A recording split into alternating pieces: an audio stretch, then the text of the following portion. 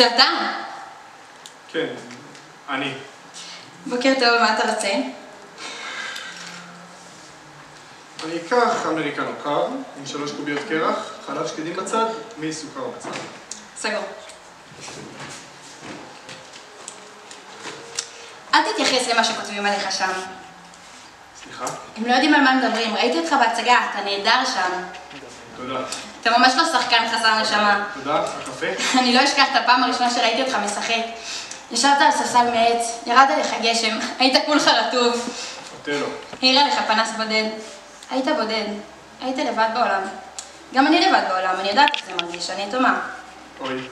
בסדר, אני לא חושבת על זה כבר, זה מגיל 6, אבל... פתאום ששיחקת את זה, הרגשתי את הבדידות הזאת. סליחה, שכחתי, קפה. שחקן חסר נשמה, מי בכלל שיגידו עליך דבר כזה? אפשר? גם, אתה יודע, ראיתי אותך בסולמה הזאת של היוגורט, אבל בטח עשית את זה סתם בשביל הכסף. לא מספיק כסף כדי לאכול כאן. ואתה יודע מה, הכי חוצפה? איך הם מעזים לכתוב עליך? הופעתו הבלתי מרגשת... עכשיו די! סליחה, יש לי פה פגישה חשובה מאוד עוד מעט, ולא אכפת לי לשמוע מה כתבו עליי בעיתונים. כריך אל תשוקי, מה זה מגיע? זה מגיע עם סיכום. אז אתה כריך מוצרלה. סגור.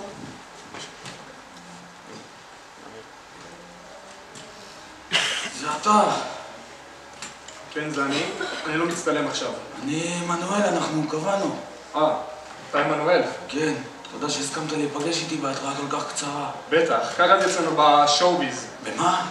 אתה יודע, פתאום חשבתי שזה יכול להיות ממש לא לא מתאים רשום בפגישה? תודה.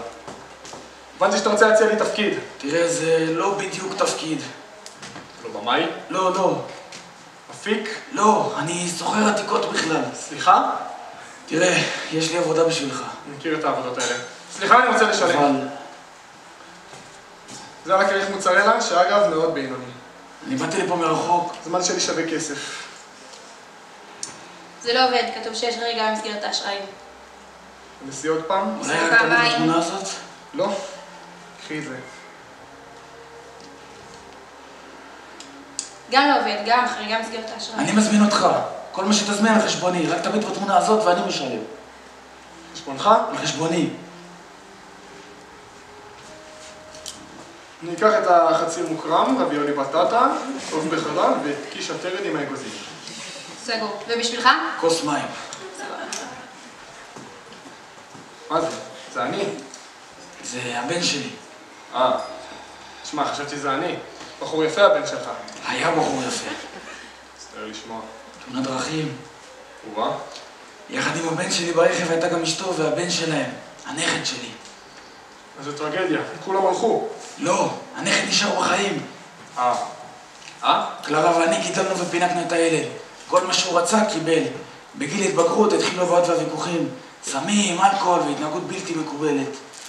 נשמע קשוח. כן. קשוח מאוד. איי.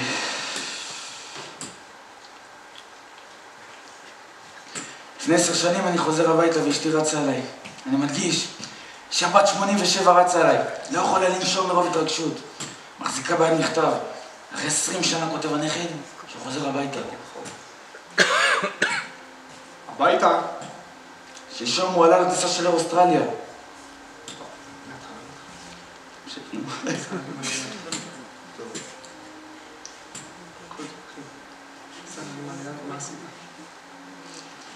יום אחד תפסתי אותו מהניסי דומי ממני כסף.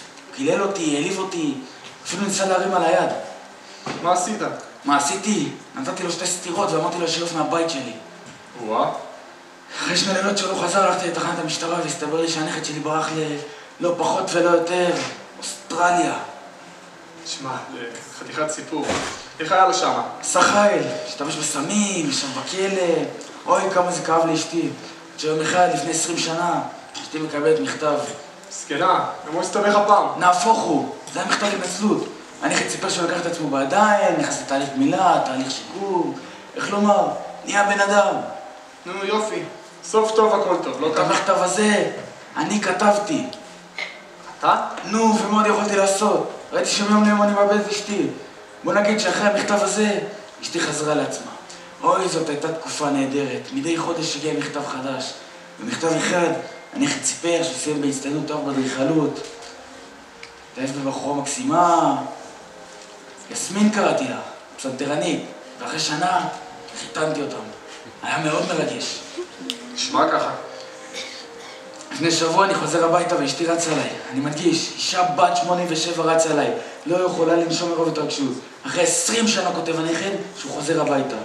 רגע, אני לא מבין, זה אפילו מטומטם. שמה כתבת את זה? את המכתב הזה לא אני כתבתי. הנכד? הנכד. רגע, מתי הוא אמור להגיע? שלשום הוא עלה לטיסה של אוסטרליה. נו, אז כבר אמור לנחות, לא? לא קראת את הכתבות בעיתון הבוקר. קראתי, לא אכפת לי מה הם אומרים עליי. אנשים קטנים ומשועממים. אני יודע מה אני שווה. את העמוד הראשון קראת? מטוס של אייר אוסטרליה התרסק אל תוך האוקיינוס.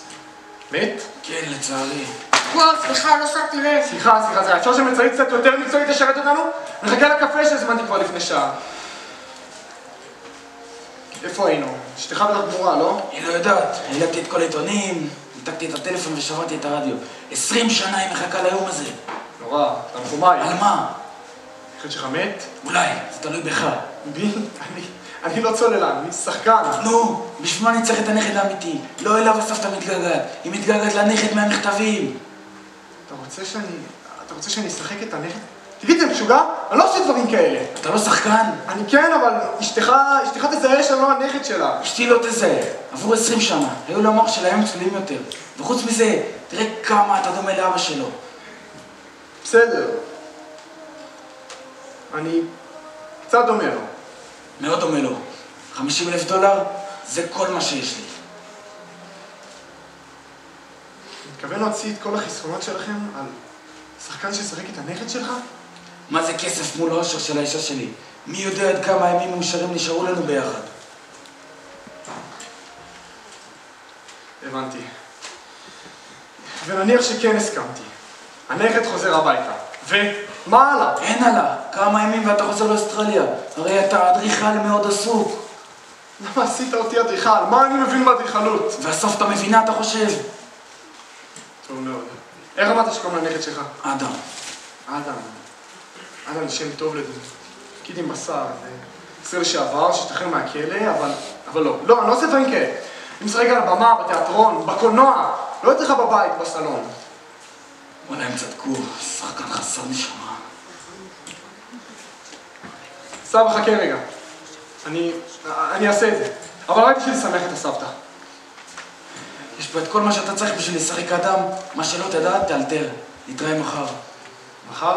נאסוף איתכם ב4. אתכם? אותך ואת אשתך, פסנתרנית. מאיפה אני משיג שחקנית למחר? אתה יודע, אומרים שלא כדאי לפגוש את הגיבורים שלך, כי הם יאכזבו אותך, אבל אף אחד לא אומר שהם גם ידרכו עליך. הצליח לך, המלצרית הלא כל כך מקצועית צריכה למצוא את במקצוע החדש, כי כאן היא לא עובדת יותר בזכותך. אני באמת אבל זה יהיה חובבני מצידי להשאיר אותך כאן בלי הקפה, אז הנה, קח. רגע, את רוצה אולי להתחתן איתי?